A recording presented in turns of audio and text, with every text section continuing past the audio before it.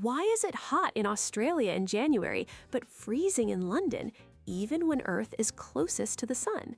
That common idea that seasons are about distance? It's a myth. The real reason is a subtle, constant tilt. Earth's axis is angled at 23.5 degrees. When your hemisphere leans towards the sun, its rays hit you directly, like a focused flashlight beam. They're concentrated and intense. That's summer. When your hemisphere leans away, that same light strikes at a shallow angle, spreading out and feeling weaker. That's winter. It's all about the angle of the light. This cosmic geometry also governs our oceans.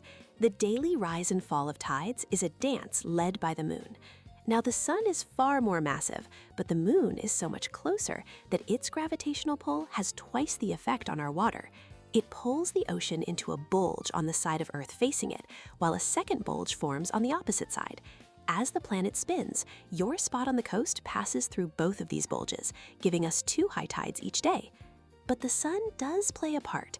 During a new or full moon, the sun, Earth, and moon align. Their gravities combine to create extreme spring tides, the highest highs and lowest lows. But when the moon is at a right angle to the sun during a quarter moon, their gravitational forces partially cancel out. This results in much weaker neap tides, with a minimal difference between high and low water.